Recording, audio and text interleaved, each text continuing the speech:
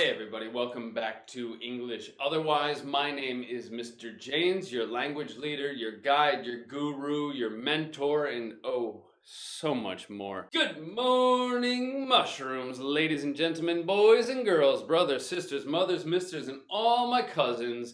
It's time to break down the news, highlight the headlines, and so let's jump in. First up today, we've got very visual vocabulary. You could just say fall, and especially fall suddenly. Fall suddenly and not very gracefully. Yeah, if you're happy with fall, stick with fall. Or you could say prices tumble at an alarming rate. And when you say tumble, it's to fall and particularly not gracefully. You wouldn't say that somebody was walking on ice and then just tumbled. Typically with tumble, we think the idea is like he tumbled down the stairs. And so it's very visually evocative. Head over heels, painfully. But how are they tumbling? They're tumbling at an alarming rate. Anytime an alarm goes off, anytime an alarm rings or sounds, it is something to be worried about. An alarm is a warning. And so, yes, this is a cause for alarm, a cause to pay attention, to maybe be worried. And why is that? Because falling prices might sound like a good thing, but economists agree that deflation could be very bad news. Now, inflation, if you've got a balloon and you blow it up like that, to inflate, let the air out, to deflate. Now, but economically, inflation occurs when there's an excess of money in the system. There's too much money, and because there's so much money going around, then prices naturally start to go up, and if prices are going up, the actual value of the money itself is falling. Now, the opposite situation here, deflation, is when there's not enough money in the system, and so therefore people can't or aren't buying things, and therefore prices come down to try and incentivize, give people a reason to buy things. This can be done by governments and their monetary policy, or it can be caused by situations, for example, COVID crisis. Because now people are concerned economically, they're losing their jobs, etc. And so they are saving more money. And while saving money typically is a good thing, especially because in this Western world, and especially in American society, we live in debt. Perpetual, soul-crushing, life-destroying debt. Remember, there is a B in the word, but the lips don't touch.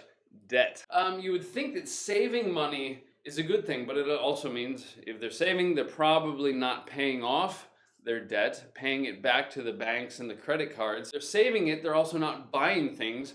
These stores are already in trouble due to a lack of consumers out in the streets, and now the few consumers there aren't buying anything, which further jeopardizes the businesses, and the system goes around and down the drain. So it's one of those situations that can then snowball. It starts really small, but as it rolls, it grows, and it can become a larger problem in society. And so even though the government issued those economic stimulus checks to try and stimulate the economy, people are just taking the money and saving it in case things get even worse. Ta-da!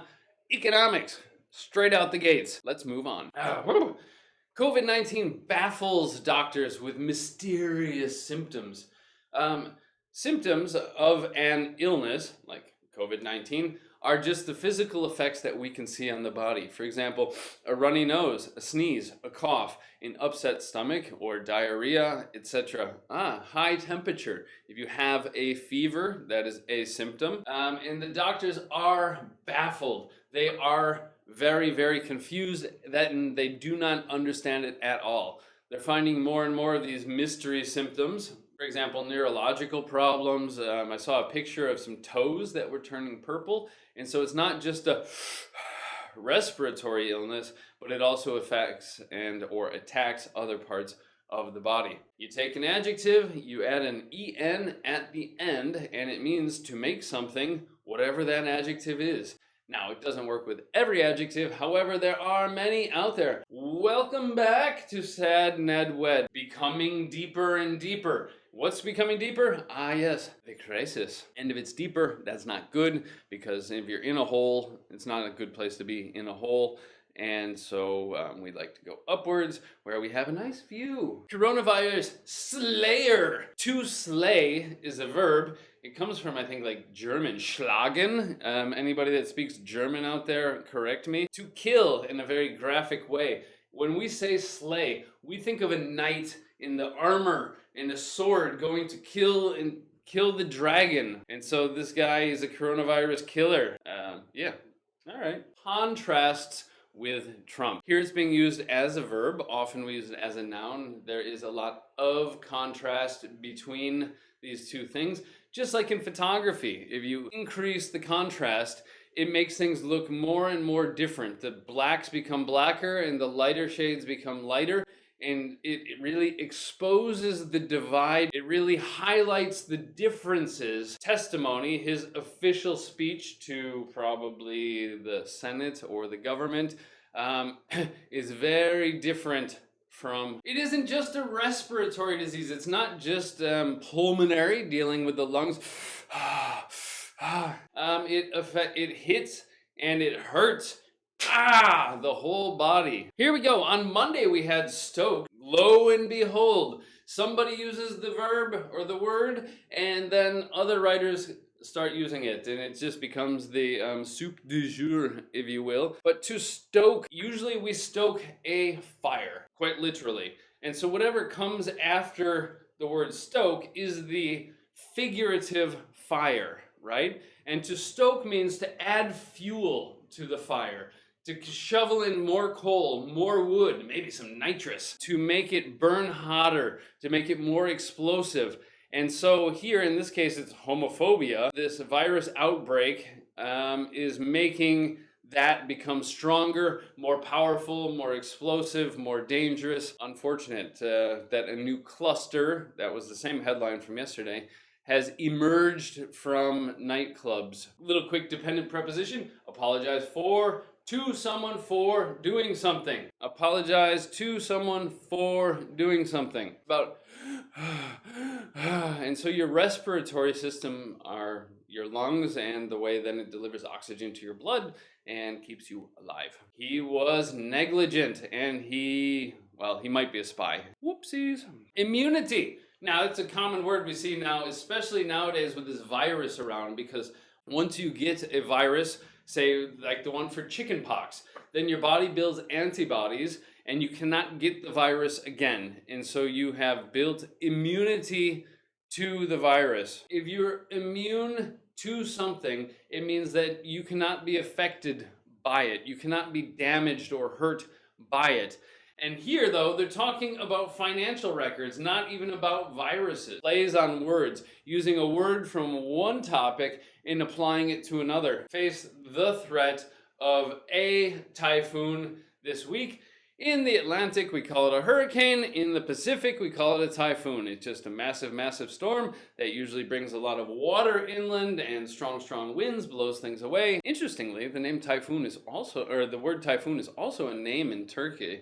And the first time I met this guy, he came in like a hurricane, and then he told me his name was Typhoon, and I could not believe it. Because America. Ooh, dealt a fresh blow. Now this is a reduced passive, has been dealt a fresh blow. And in this case, a blow, not like the wind, not blowing like the wind, but a blow is another word for a hit. Particularly one that does damage. Something is damaging that. Dealt, coming from the verb to deal. Deal, dealt, dealt. Ooh, irregular verbs, don't we love them? But to deal, think about it.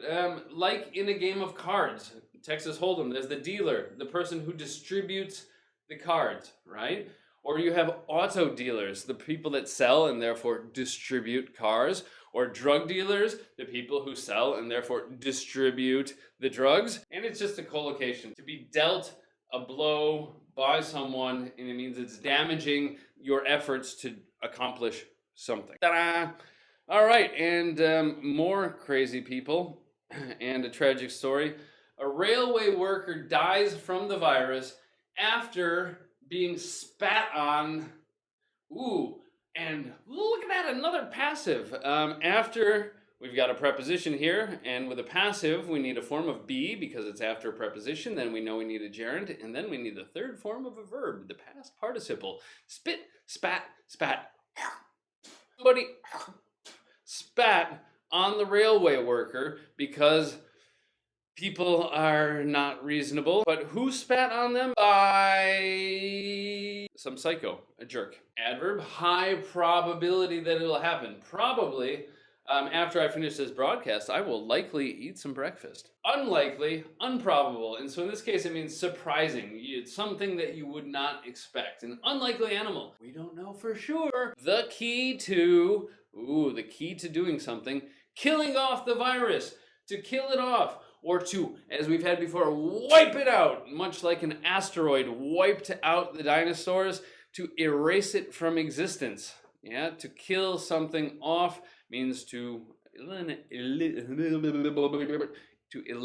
I want this, I'll give you $10. No, I want $20. Okay, I'll give you $12. How about 17? Well, let's meet in the middle at 15. Yeah, to negotiate. Back and forth, like Mr. Jane's Airways. Trust us, you'll probably get there. I like submarines. From back when cameras actually had physical film, and so discarded, to discard, to throw away. Judging from the picture, it looks like that could be pretty interesting. Somebody get in there, take a look at those pictures, and let us know. From his phone is better than trying to imitate it himself. To mate is when two animals come together to make babies. Call of a female, come here, and then the male's like, huh? Okay, da da da. And to lure, we've had it before. Dangle, more recycled vocabulary.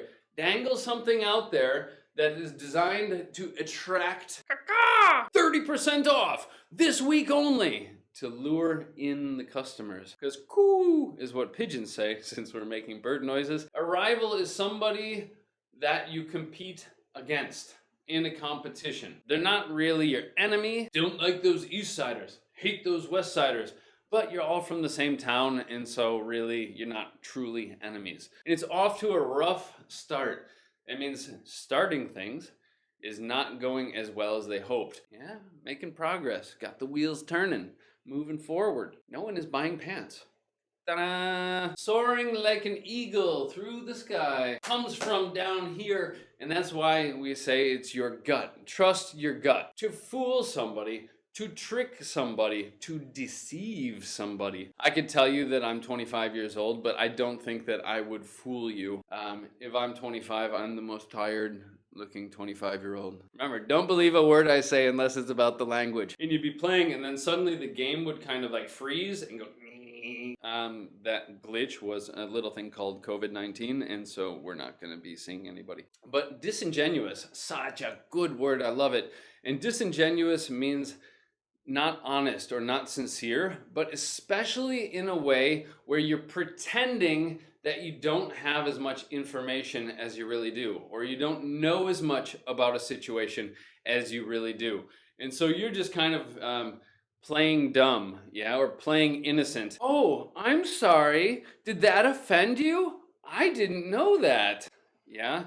And so, especially for an old white guy telling a black man to keep his mouth shut, I think that's the issue here, because there's a small history regarding that phrase and that situation in many countries, but mine especially, causing many contentious situations. Boom! More vocab from yesterday. A specific type of knot that no matter you tie it up and no matter how you move, it just gets tighter and tighter. And in this case, it's used figuratively.